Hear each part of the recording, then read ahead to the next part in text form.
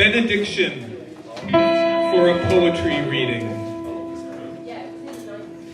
Everybody is in this poem, each keeper of air, and each who shares a sigh. I breathe you in, you share each other's breath. We write. Euterpe, erato, muses of poetry, keep me in touch with every creak of every chair, clink of beer, every tear and tremble, laugh and ringtone. Buoyed by doubt, unleashed by decision, and each release of ha. Fear not, though we stumble in the dark in these difficult times, we all write this moment. We write it all together.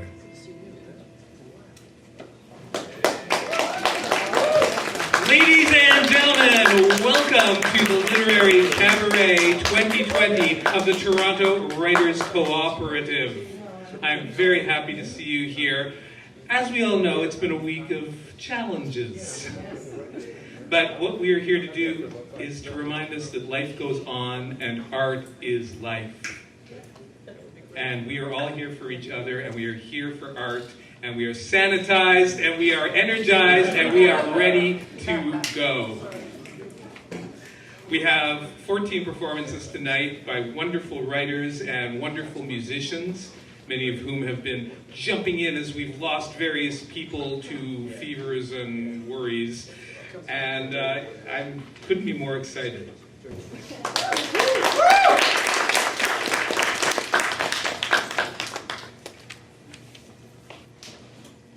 Beauty and madness. One time, I didn't sleep for 2 whole weeks. After the first couple of sleepless nights, I went on YouTube and started listening to the first ever recording of Howl by Allen Ginsberg, 1956, over and over until the sun started to peek through the curtains. I continued to do that every night until my eyes stopped fighting me and finally agreed to close. Man, did Ginsberg ever nail that reading? All 26 minutes and 18 seconds of it. There is another title for Howl, which is a little longer, a mere addition, really. And it is called Howl for Carl Solomon. Dedications are nice, aren't they? Ginsberg met Solomon in a psychiatric institution. Solomon was also a writer. One of his better-known works was called Report from the Asylum, Afterthoughts of a Shock Patient.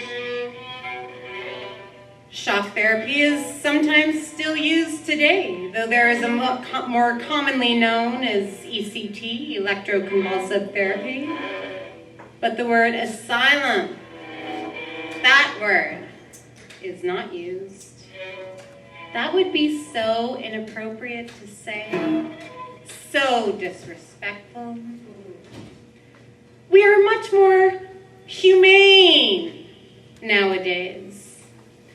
We've evolved into a wellness-oriented society. Workplaces promote well-being amongst its employees, like the one cure-all, totally infallible, out of coloring books and crayons, to be used on your lunch break only, of course. Corporations have also realized how vital the promotion of mental well-being is to their bottom line.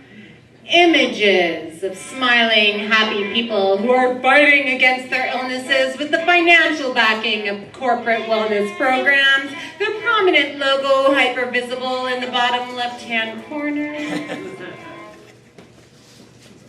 Portraits of those with the uncomfortable mental illnesses don't make it into the ads. The ones who have addictions, who are homeless, who behave in a way that makes the normals cringe and look away. They're not part of these campaigns. The bottom line, remember? Back to Howell. Howell was the subject of an obscenity trial because it made a lot of normals uncomfortable. Long story short, the judge ultimately decided the poem was of redeeming social importance, and copies of Howell stopped being destroyed, which is great. It sounded like it was a great big struggle to keep a piece of art out there that was mad. So let us treasure the beauty in madness.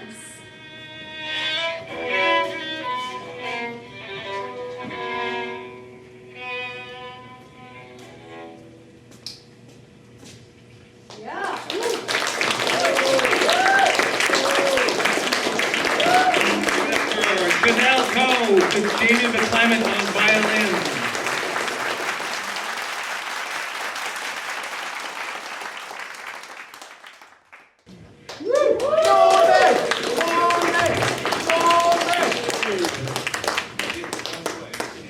A postcard from the other side.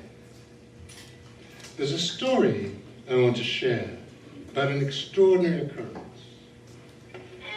It involves two deaths, but speaks of transcendence, going beyond the death of two dogs. When I buried the beagle, Rita, in the backyard, my friend Allan performed ceremony. One of the honor songs that he sang had the refrain, Yahweh, Aleha, Yahweh, Aleha, repeated many times. Teach me this Yahweh song, I asked. So Zach taught me this song honoring the bear, and another song honoring the four directions.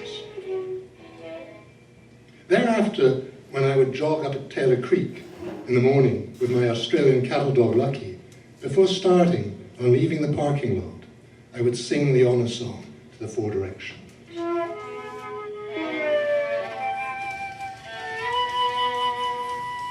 Lucky passed away 2.5 years after Rita left us. The morning after Lucky died, as I left the car park up at the ravine and turned back to the east for the ceremony, a cardinal flew down out of the tree above me and landed maybe 8 feet away directly to my east, just at the edge of the parking lot. And during the half minute I spent honoring the spirits of the east, the sweetgrass and the eagle, the cardinal watched me, stared at me from the east.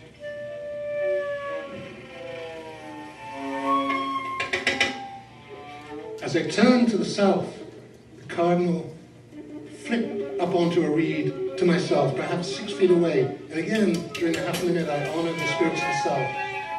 The cardinal maintained eye contact. To the west, the path ran steeply down under the trees into the ravine, and here, because of the slope, the cardinal landed just a little further off, 10 feet perhaps, for easier eye contact. Finally, in the north, he landed on a low branch on the trunk of the tree above us, perhaps 5 foot away, again regarding me. Then, as I finished honoring the spirits of the cedar and the bear in the north, the cardinal flew off before me into the ravine.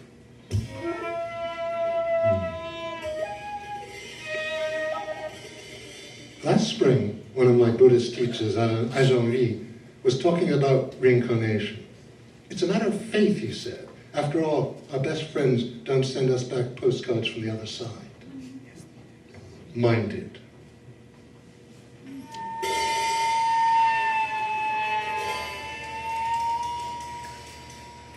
Reincarnation. In my last incarnation, I was a bleeding sheep. I followed the sunshine gladly.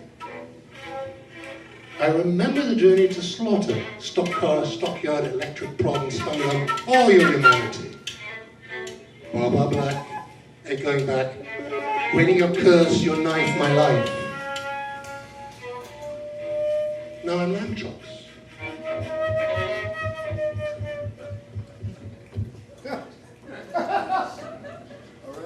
The thing is, though, you don't bow down to Jesus, just open your heart and say love is an option.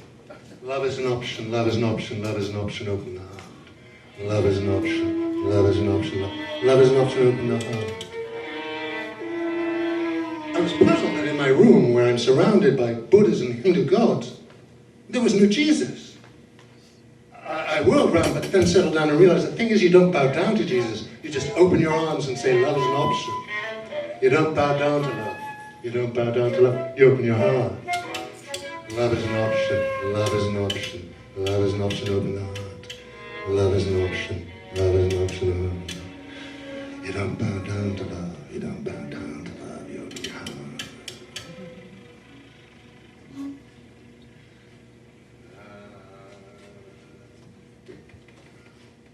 Twilight sighs, reaching back towards our beginning. The night wind breathes a hush upon our brow. The sun lies now behind our dreams. Our winnings and our losings balance in the seed from which the future grows.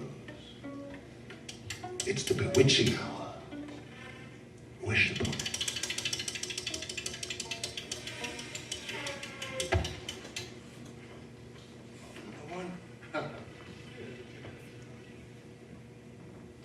Come clouds, now that we're ready, eclipse our two-planned joy. Tomorrow we'll plan again. Today's already gone along with childhood, back into the vaults of would-be might and when. Gray clouds, blue clouds, peach sky, willow tree and rain. Tomorrow we'll plan again. Come clouds, now that we're ready, eclipse our two-planned joy. Tomorrow we'll plan again. Today's already gone along with childhood, back into the vaults of would-be, might, when. Today is would-be, might, and when. Gray clouds, blue clouds, peach sky, willow tree, and rain. Tomorrow we'll plan again. Is there a word for the absence of resonance? All these lines don't meet. The dog in the park is a stranger. Decades of effort to get back here, a wasted journey. The water's flowing and you're nothing but a dream. You pick up the pieces, put them away, and hope that you'll be there another day. There's no reason in this embedded universe, no reason, just rhyme. All these lines don't meet. The dog in the park, he's a stranger. Decades of effort to get back here, a wasted journey. You're a dream. Pick up the pieces, put them away, and hope that you'll be there another day. There's no reason, just rhyme, just rhyme. Is a resonance a word? Is a resonance a word? Is a resonance a word? Is a resonance a word? Is a resonance a word?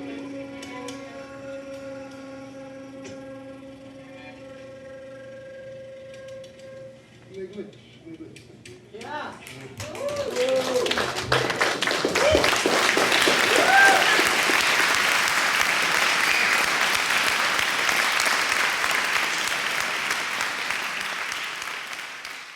His piece tonight, entitled Brendan Behan in Toronto, charts the brief visit of another Irish writer who landed here in 1964 and quickly found himself in jail. Ladies and gentlemen, David O'Connor.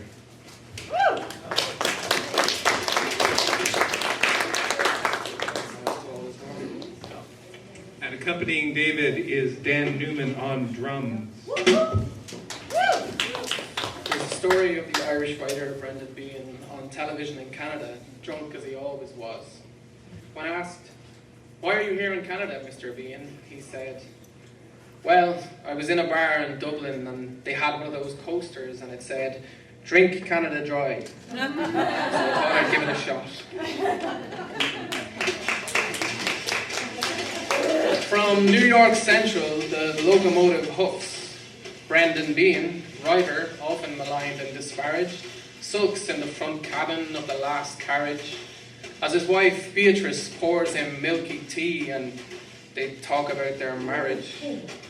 Snubbed by the mayor of the Big Apple and banned from appearing in the Paddy's Day parade, Brendan broods. A writer of seditious texts and what's more, a drunk. Couldn't have him stood beside St. Patrick, throwing candies at the masses, making asses of the priests and clerical classes. So Brendan, bending over a weary page, will write about his escapades with an angry pen, and then the train slouches from a sooty platform and Brendan, off to pursue another art form, says, "Slán go fóill, New York, and Pog Mahone. I'm going pronto to another seedy smoking hole, Toronto. Maybe there I'll get some respect." A crowd of newsmen meet him as he alights the train at Union. "Brendan Behan, what do you know about jazz?" That's what he's here for. Brendan Behan, for one night only, will host a musical review. When it comes to music, I haven't a clue. I cannot read a bar, it's true. But I know how to read a check and order a jar or two. But now, and what do you think of this fine city, Toronto, now that you're in it? Brendan smirks. It'll be grand when it's finished. Brendan Behan, conferencier at a jazz review. Conferencier, what's that? One reporter abrupts. I'm the one who interrupts. I'm the one who goes on stage at halftime and talks a lot of crap, giving Nina Simone a moment to light a cigarette and castigate her bandmates for a lousy first set. The following day, the Toronto Evening Star runs a 2-page piece with a photo of the writer and his darling Beatrice. Brendan Behan likes to have a swim before breakfast at the Y and dutifully takes his wife to dinner for their 6th anniversary. What's more, he drinks straight soda water these days. "You don't meet his like very often," his wife lovingly conveys. "I gave up being embarrassed when I pulled him off the shelf. Brendan is a law all unto himself." As Brendan tips along the sidewalk from the Royal York Hotel on his way to the O'Keefe Centre, where his spell as conferencier is about to commence, he notes with an almost sixth sense that tincture, that distincture only a hardened drinker can sense, the aroma of wine like fine frankincense. And as Nina Simone floats her fluting soul, tremulous like a tingling viol, Brendan Behan falls on his hole, but not to forget his upcoming role, drains the dregs of a naggin and continues his stroll. He makes it and delivers on stage a fiery sermon of Republican rage. As he stands with a bottle, his shirt-open neck shouts, "Down with the crown" and "Viva la Quebec." The Anglophone audience show their dislike and they cheer when Nina whips back the mic. The glasses clink. That went well, I think. He and Beatrice walk, and with boozy belligerence he continues to yell, and the staff are concerned at the Royal York Hotel. At the door, refused another bottle by the night porter, Brendan, descending into a little disorder, yells, "I'm not leaving until I get a fucking drink." Eventually, security arrive. "Please, sir, go upstairs with your wife." "A bottle," he says. "No, sir," the reply. Brendan leans in, looks up, lands him a black eye. The constabulary arrive. You're under arrest. Brendan, one shoe, shirt open, beats on his chest. Stand down, Brendan Behan. Put your face to the wall. Brendan snorts and bull rushes them down the hall. They fall, a brawl. Beatrice bawls, and they handle him off, handcuffs and all. From the Royal York Hotel to a Regent Street cell. On Monday, Nathan Phillips put gold cufflinks on my wrists. Now I have steel cuffs. Brendan, still a little pissed, falls asleep at an angle, and he dreams the jingle jangle of that good old steel triangle, and he'll sleep without fail, knowing that they will set bail. And although his head will ache, his wife will be there when he wakes. Thank you. That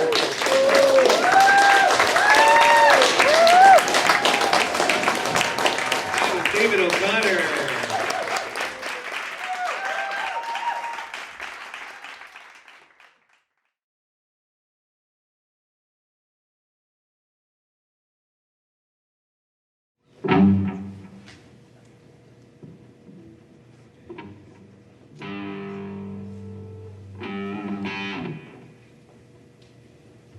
An electric girl. She wraps her arm around my neck and pushes hard against me. I feel her chest squashing against mine. I follow her down the hall into the kitchen.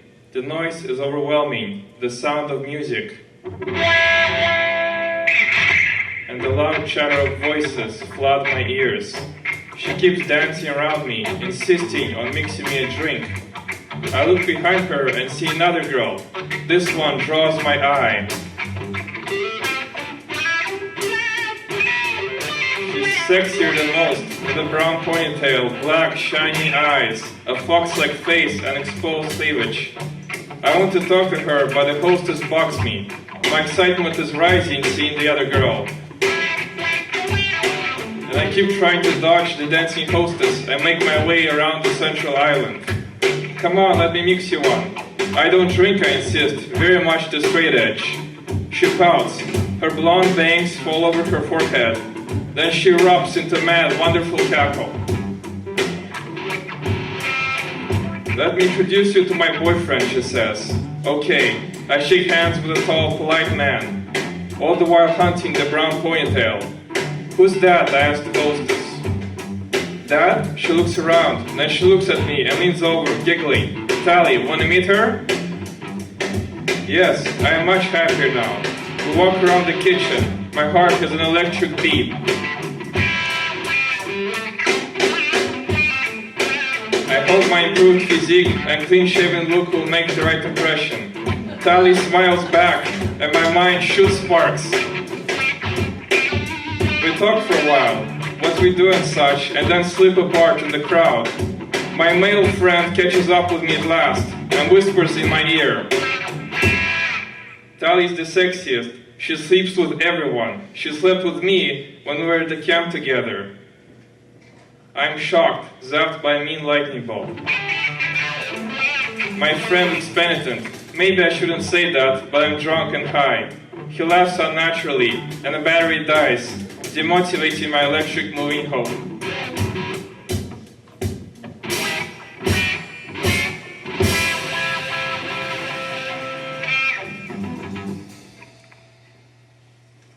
Thank you very much. Thank you, Paul Swan.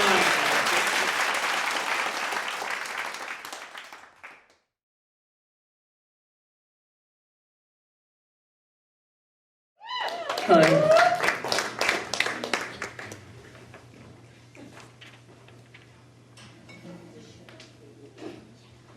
Happy worms. She liked houseplants that were easy to propagate, filling her life with vines, like tentacles of inimical alien cephalopods. English ivy, purple queen, formerly known as wandering Jew, and fractal spider plants. Lacking means and social purchase, she nonetheless managed to spread wall grass over every surface of the perpetual succession of transient spaces she occupied in her quest for the mirage of home. The plants obscured the windows, granting an illusion of privacy and wholesomeness. This recent move was the latest on a life path, worsening by increments in a now predictable pattern that made her decide it was the last. In a hurry to end her itinerancy, she gladly welcomed a man into her place. He had a farming background and was fascinated by her vermicompost. Most people found the presence of this squirming box of rot disturbing, but he went so far as to enthuse to his family about her happy worms. Here was a down-to-earth relationship that could endure. It was thrilling at first, the social inclusion of dandling his grandchild on her knee, the warmth of the cooing babe in her arms against her heart. Alas, the days at home alone with him tended to devolve into the doldrums of an ego contest. They had both been starved of validation enough to enjoy petty sadism. Today, he was showing her a web video of a woman chugging a bottle of rye, with a song glorifying gang rape as the soundtrack. He insisted he hadn't noticed. She contended he liked using his hearing loss as an excuse. He suggested she was ignoring his invitation to lighten up. She pointed out that it was insensitive of him to distract her with this when she was trying not to drink, and he knew she'd survived abuse. He became more boorish and self-pitying then, and it was then that she made the plan. He had been recording himself, giving winter camping instructions. She asked for the file, flattering him, to get him off his can't-make-you-happy cross. She then made him feel useful, asking him to connect her with his general labor co-workers so she could supplement the household income by selling her madly breeding worms to them as fishing bait. Finally, she persuaded him to buy a cube freezer, explaining that she could better preserve the home cooking he enjoyed for romantic camping trips, and that they needed more room for the wild venison his family hunted. He reveled in his victory. Finally, she was relaxing her independence crap, integrating into his life, appreciating his generosity, and embracing their status as partners. She didn't wait for another argument, where his intimidating belligerence was punctuated by her banshee histrionics in an undulating rhythm like a hard-bop trombone versus clarinet dueling banjos. She just smothered him one night with a pillow. The better pillow he said he needed more than she did. And she recalled the arrogance and entitlement of every other man who had drained her life as she smothered his obnoxious, snoring face. Then she turned over and slept with a beatific smile. The town had no secrets. This worked in her favor, as her boyfriend was known as an intransigent lawbreaker, a shameless douche. She knew they ought to have drawn conclusions about the futility of her martyrdom, and so she did things properly. The next morning she played the recording of him splaining and cut him up with his own hacksaw on one of his camping tarps. Handy to have a man with tools around. The pieces of him were indistinguishable from the dear parts in the freezer. Every week she gradually fed parts of him to the primarily vegetarian worms and played the track of his voice, adding more compost boxes to accelerate this process.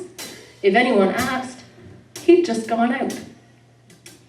When the writhing mass of red wigglers had multiplied to frenzied crowding, she organized customers to sell them to. Not chatty, they still inquired about him. Yes, she would invite him to go fishing with them, but to everyone, she said she didn't know where he was. that he had mentioned going on a trip to see an old friend, but it was taking longer than he thought. They all rolled their eyes, muttering, "Typical." Once the frozen parts were decomposed, she bothered to file a missing person report with the same story. It moldered in a digital oubliette. With the money from the sale of the worms, she established a fertilizer and fishing bait business. At last, she belonged and had been useful. She was happy. The town was happy. The worms were happy.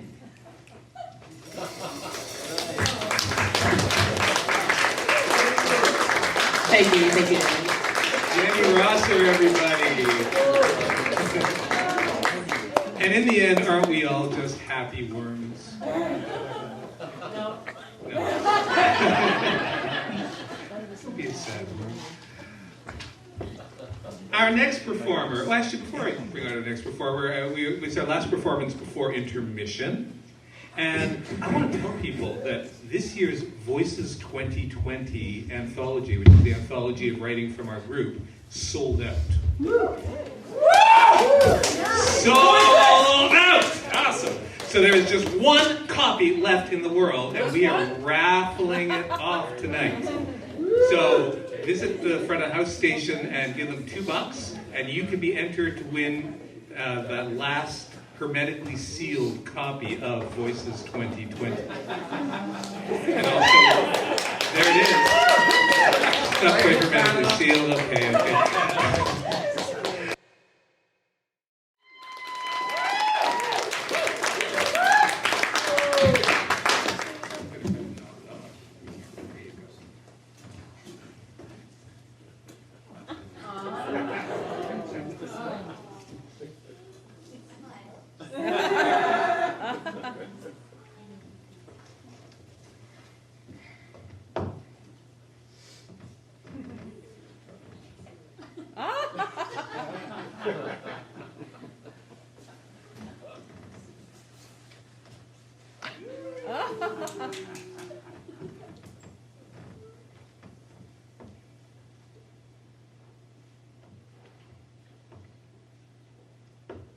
Selfitis.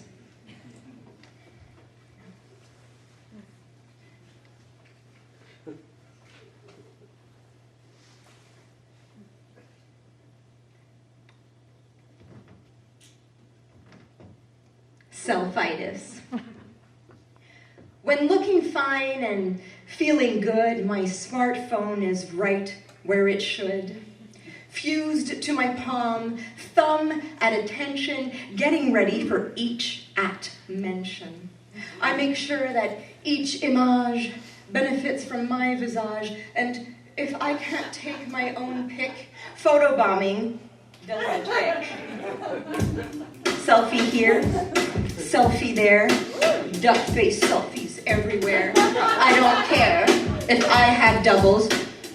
I have major ego troubles without photo evidence. I doubt my own existence. I have no reason to be if I'm not taking a selfie. To set up the perfect pic, I take out my selfie stick, tuck in chin and tilt the head, aim the shot from overhead. I'll mix it up pose-wise and filter, change my profile pic on Twitter, Snapchat, Facebook, Instagram, swipe right, Tinder, smize and glam. I'm a pro at this life mapping. Without a pic, it didn't happen. Can't count calories I ate if I don't Instagram my plate. When my look is hashtag on fleek, I will turn the other cheek, take up the challenge on TikTok, and to my vids you'll virally flock. Selfie here, selfie there, duck face selfies everywhere. I don't care if I have doubles. I'll have major ego troubles without photo evidence. I doubt my own existence. I have no reason to be if I'm not taking a selfie. I swear, My FOMO's in check, but without my phone, I'm a wreck. If I do not document, how do I know if I went? What did I do? Was I there? I won't know until I share.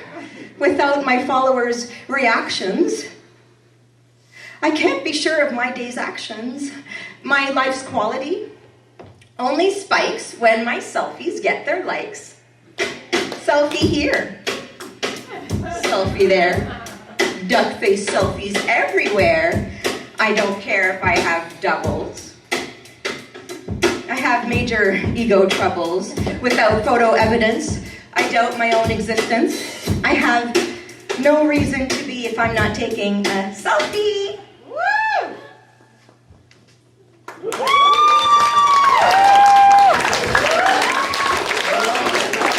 And Matt, who only has good size. Okay, we're going to take a 15-minute intermission, and we will see you back for our part 2.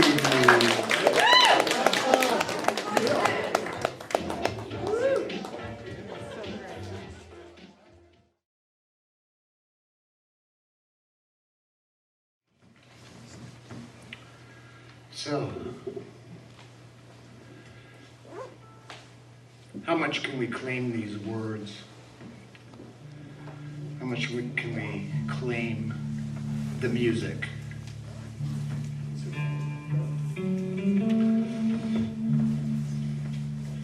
How much of it is ours? And how much of it is just us being ciphers for those that have spoken the words before? This one feels a little bit like an echo, a faint echo from the 13th century, from the voice of Mevlana Jalaluddin Rumi, a 13th century mystic Sufi poet who actually didn't write anything. He just had a group of willing scribes running around, happily putting down on paper everything that he said. Rumi says, "This being human is a guest house. Every day a new arrival. Be thankful for whatever comes. Be thankful for whoever comes."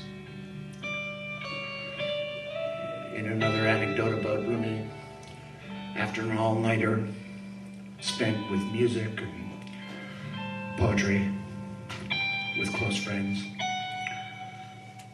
they leave the house and go outside and sit in the tall grass and watch the arrival of dawn. And as the sun rises, Rumi remarks, "How could a human ask for anything more? How could we ask for anything more?"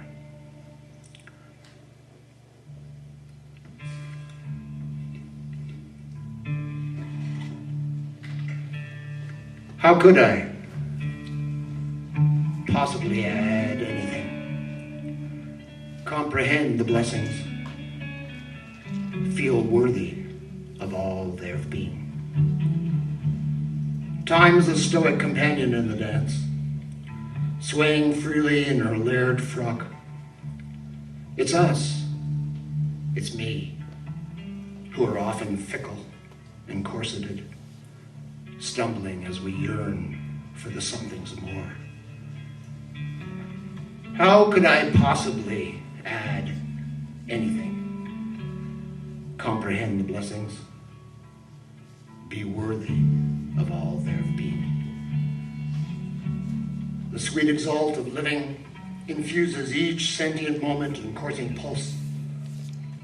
It's us, it's me, who often add bitter notes and arrhythmic cadence, muddling a splendor that's intricate by design. How could I possibly add anything? comprehend the blessings, feel worthy of all there have been. Time drifts toward an Elysian horizon, a corral of wistful wavering and whispering care. She sagely smiles into the face of our apprehension, my apprehension, faultless in her departing from temporal concerns. How could I possibly add anything? Comprehend the blessings, be worthy of all there have been. We're now as we always were, fragile and sometimes fearful, subsumed by unfathomable wonder.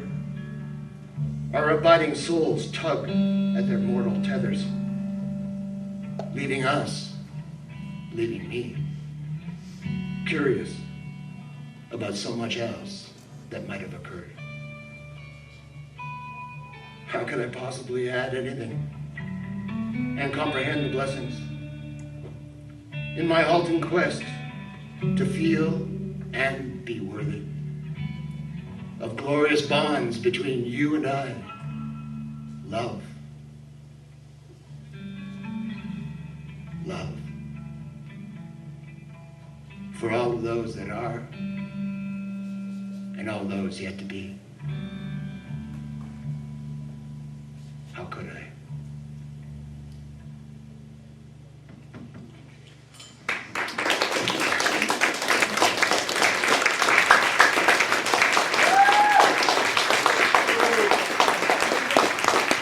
Stephan Droege, everybody.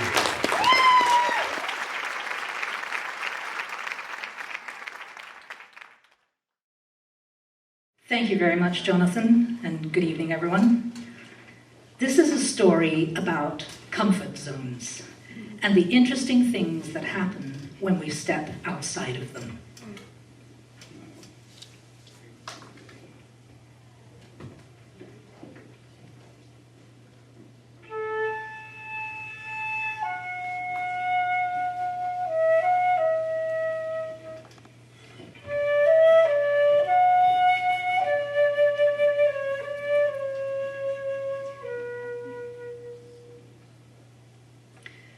My first job in journalism was as assistant editor of a national medical journal. And in that job, I was lucky enough to travel to every province in Canada as a relatively new immigrant. And I met many expats like myself. Early on, I traveled to Charlottetown, Prince Edward Island. You may recognize the people in this story. To cover the Maritime Chapters meeting of the organization I worked for. Nova Scotia, New Brunswick, and Prince Edward Island put on the event for Atlantic family doctors every year.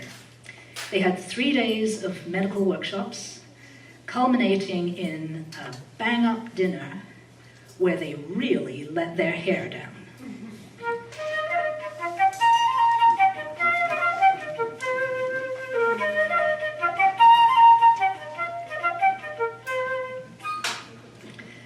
This year, the event was being chaired by a country doctor from the eastern end of Prince Edward Island.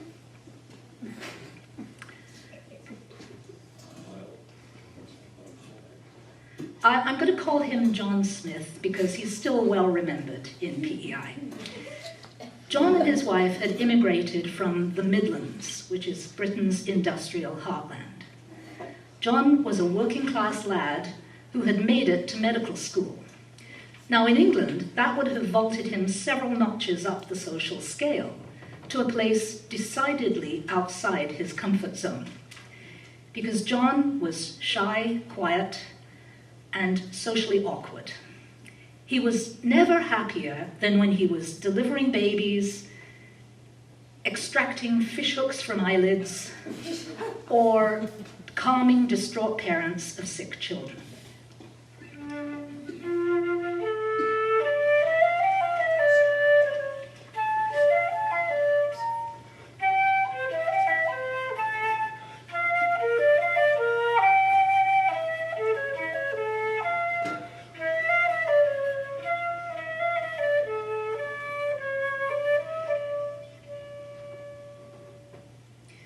John was short and round like a bowling ball, and his bald head shone when he was under stress. But this little man was treated like royalty in his community. His patients were eternally grateful that they had a doctor in their small town, and they showed it.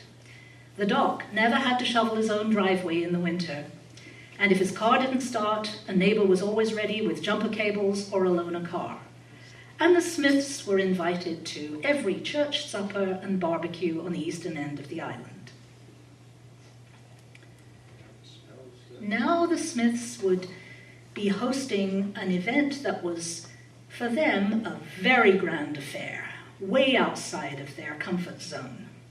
John had to convince the townies that a country doctor could preside over this august event. There was much to worry him, especially the final dinner, where he had to give a thank you speech to a bunch of rowdy colleagues who weren't above throwing buns if they thought you were going on too long. Then he had to introduce a lengthy head table wearing a tux that had mysteriously shrunk since his arrival in the land of maple syrup.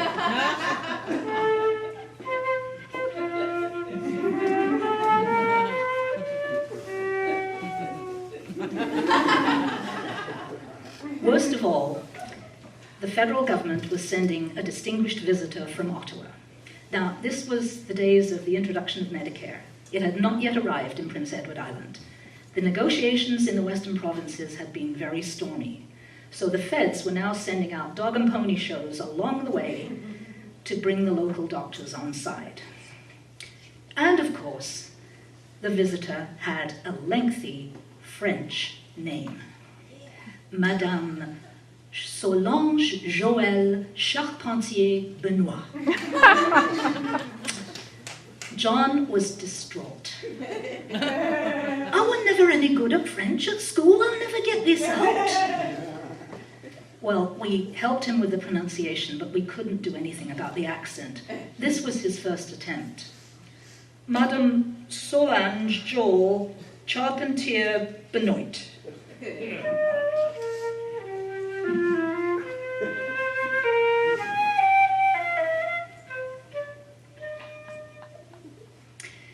Well, the final evening came, and John stood up to give his speech. His shoulders were up around his ears. His voice squeaked.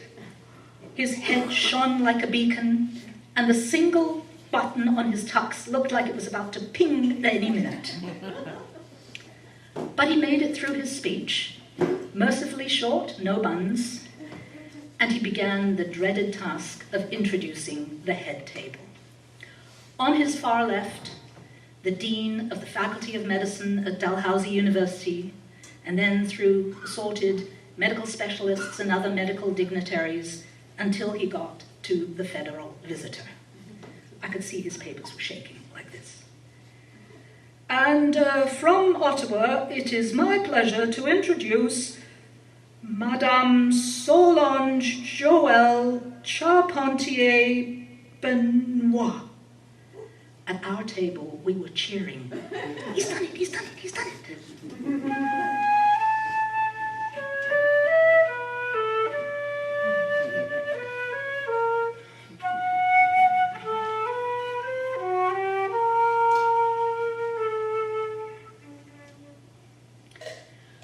Realizing that he was almost home free, John underwent a remarkable transformation. His shoulders came down from around his ears, his voice deepened and slowed, and I swear he grew an inch or two as he turned to introduce the visitors from the provincial and local governments. He sailed through them effortlessly, coming to the final visitor. Sensing victory within his grasp, John proudly exclaimed, "And now, it is my very great pleasure to introduce the mayor of the Shitty of Solitown."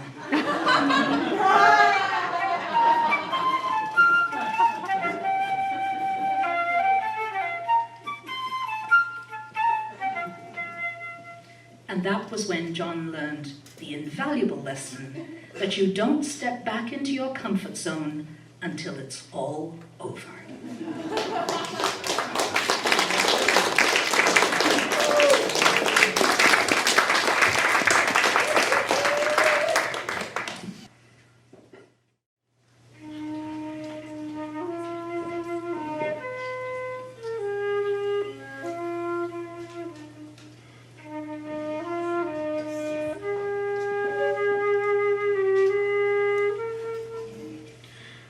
The forget-me-nots have long faded from their once preeminent position on the grass, having receded back to the dirt.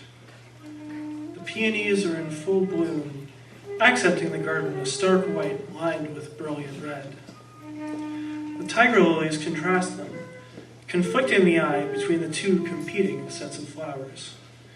Each stands tall and proud, and each opens its petals to the warm glow of the sun.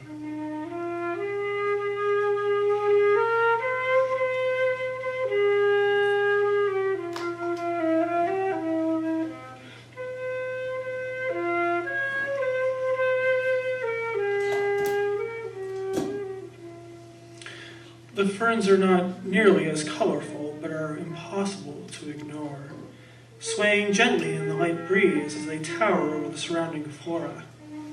Their leaves are balled like fists raised to the sky, proclaiming their ownership of the carefully hewn strips of dirt that outline the upper clearing. It is this clearing that the forget-me-nots have abandoned, leaving only grass with a few intermittent patches of exposed soil. In the more verdant areas of the clearing, there are small holes that extend deep into the ground, their bottoms obscured by blackness, even in the middle of the day. A family of chipmunks has taken to living in the garden, foraging for the maple keys that fall lazily from the nearby trees. Aside from the occasional appearance of a furred head poking up from one of the holes, or the presence of a small bird hopping across the grass, there is very little to indicate that this preserved patch of nature has any visitors at all. A lone conifer sapling peers up at the sweeping branches of its elders, which line the very back of the garden, below the rockery and the stairs. The gargantuan spruces and firs stand as guardians of the scene, shielding it from any curious outside watcher, looking down mindfully even at the defiant ferns. Roots and fallen needles are the marks of the territory of the ancients, a place none other dare to call home. When the moon is in the sky, it is visible only as a few haphazard lacerations of gleaming white light between the conifer's dark arms. The sun has no such difficulty. It hangs above the garden and casts its light wherever it pleases, beckoning each plant closer with every passing day. There is a larger clearing below the spruces and the firs, at the bottom of the aged stone steps. Yet it does not have the same illustrious roster of vegetation crowning it that the upper clearing does. It is more modest, not the provenance of the brash peonies and the flamboyant tiger lilies, but of a light sprinkling of the lily of the valley. These flowers are the pinpricks of white, rimming the solid green of the lower clearing, this one untainted by swell patches and uninhabited by burrowers.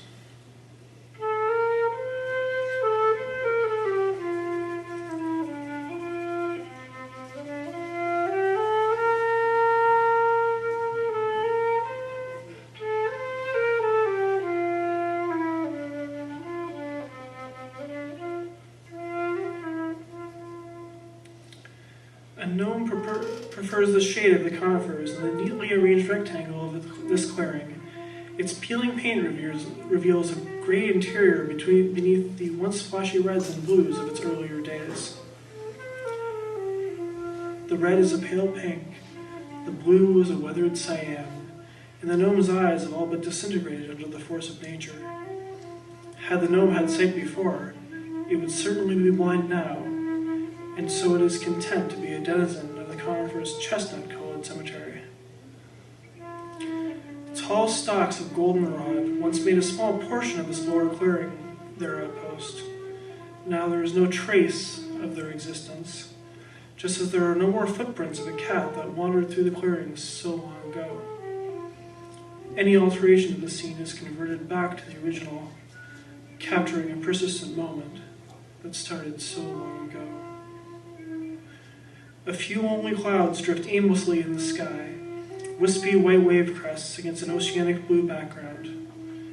They are powerless to affect what lies below them, their reach drawing nothing but the hot summer air.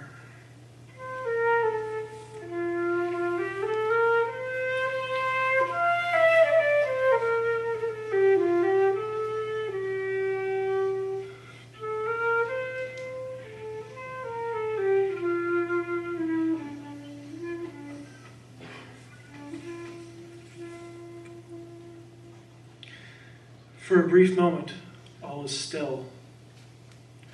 The breeze has stopped.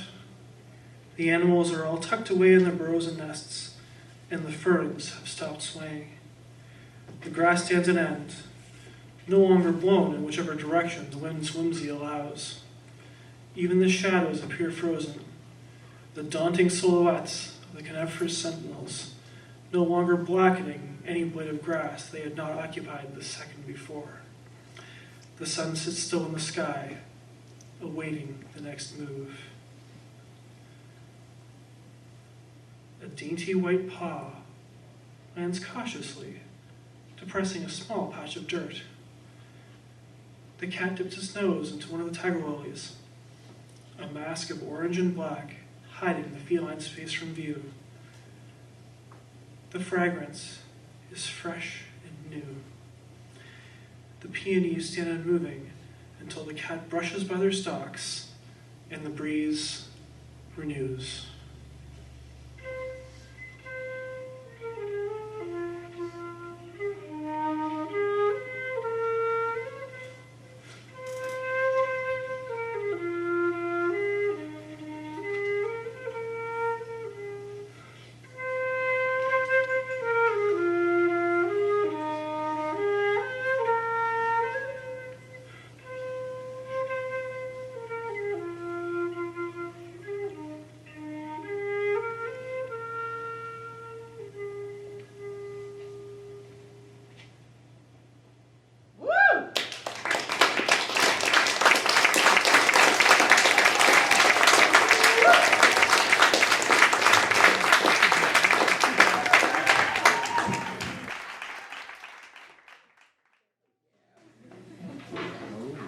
I still see when I seek, where I can find you in the temples above my eyes. Holiest holies of neuroses.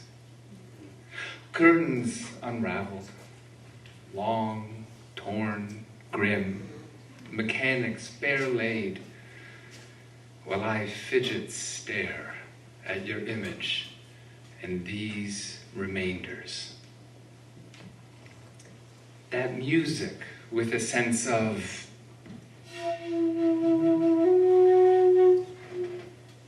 and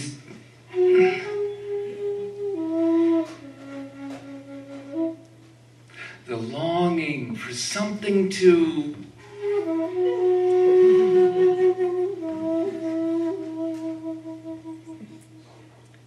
a canon, a style, a leaking bag, and a yawning hole for me to finger.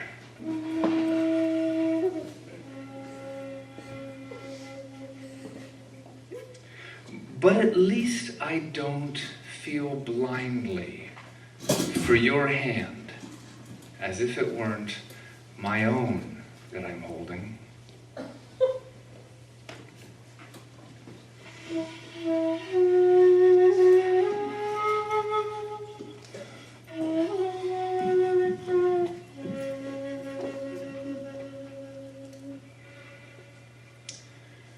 What is the chief end of noun?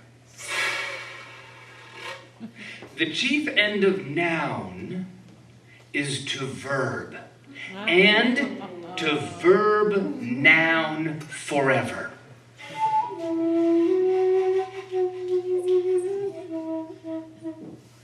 How may we noun How may we verb and verb noun? The noun in the noun of the noun directs us.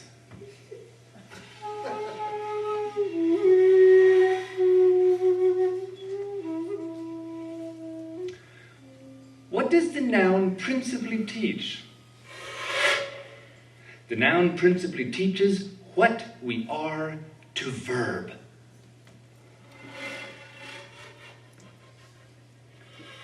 What is verb?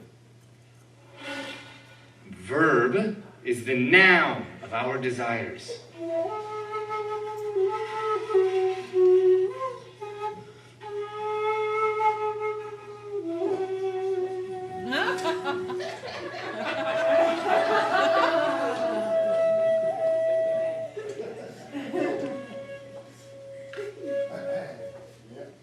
And what is noun? Noun is adjective. But what does the conclusion of the noun teach us? The conclusion of the noun teaches us to go. Verb your noun in joy. Verb your noun with a merry heart, because proper noun has already approved of you. Let your noun be always adjective, and let not adjective be lacking on your noun. Enjoy life with the noun, proper noun you love, all the days of your vain life. For that is your noun in life, your verb at which you verb under the sun.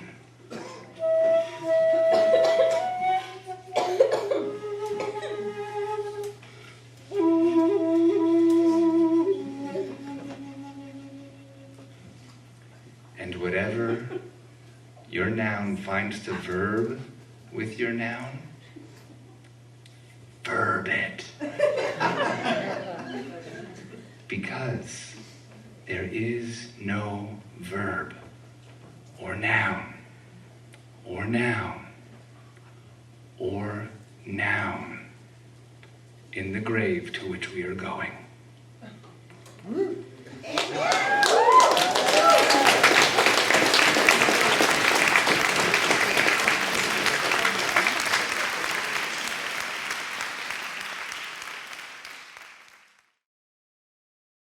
Glimpse of a goddess.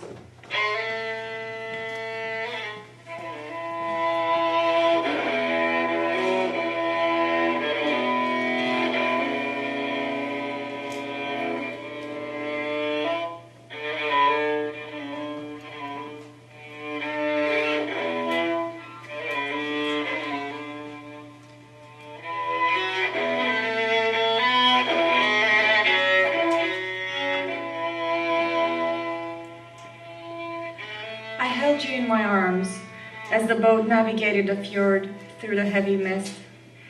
Every time I picked you up, you got lighter. You couldn't get any lighter. Almost there, I whispered over the water.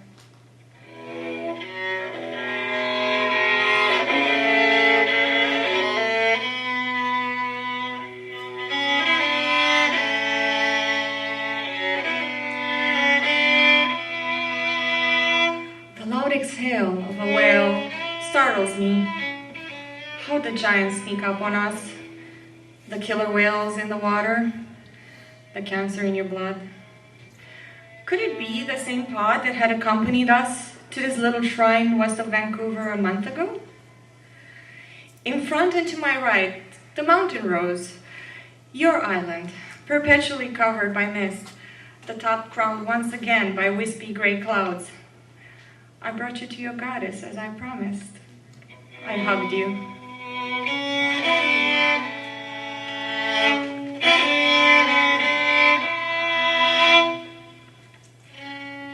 In my ears, your voice still echoed off the cliff. Can you see her nose, Mama? You had pointed at the rock protruding from the sideways of the mountain. The hair! And there by the water is her waist, and the water is her skirt. I stared at the roiling water, surrounded by the pebbly shore, the foam spreading like lace atop of the dark green fabric of water.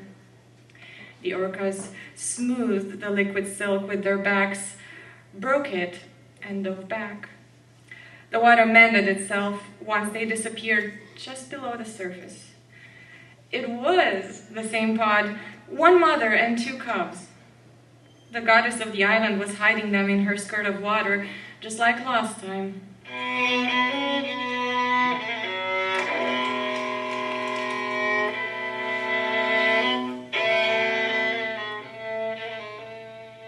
I can't get any louder, the captain yelled over the engine. The orcas puffed as they circled our now silent boat. Rounded boulders jutted out of the bare slope of the mountain, like old bones protruding through crumbling skin. My eyes clouded as I remember your ribs protruding through your frail skin, as the pain in your face dissolved away. I opened the urn and scooped you out, then dipped you into the water. One fist at a time, I let you go, let you swim with the orcas around the goddess of your island. Take good care of her, I asked the mountain as the engine roared back to life.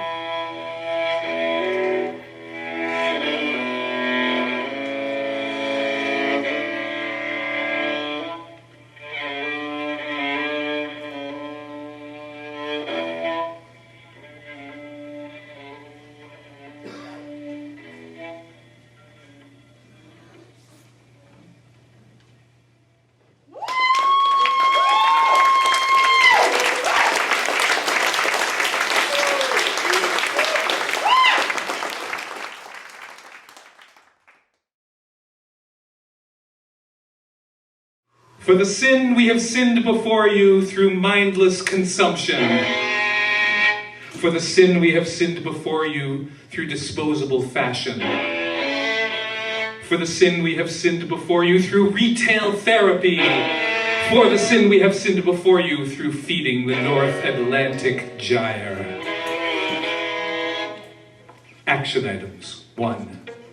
Puzzles with invasive pieces. Product placement test. Incipient dementia and total product recall. Non-conforming IKEA Allan key.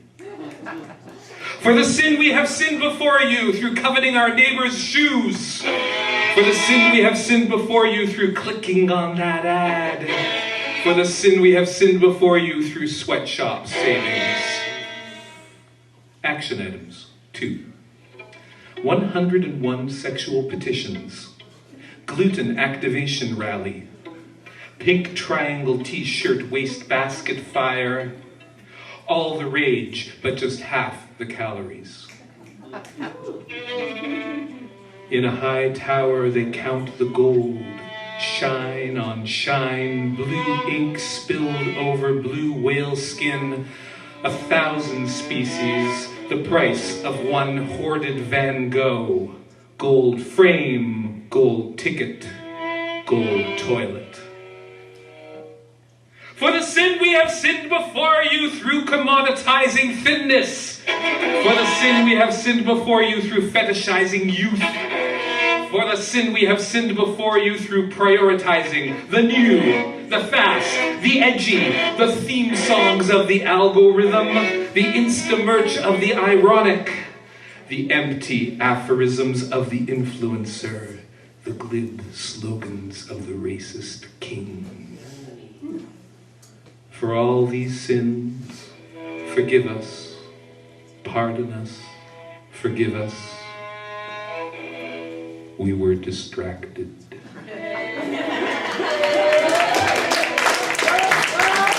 Thank you very much to all our wonderful musicians. This was the 2020 Literary Cabaret. You have been an amazing audience, and we thank you very much.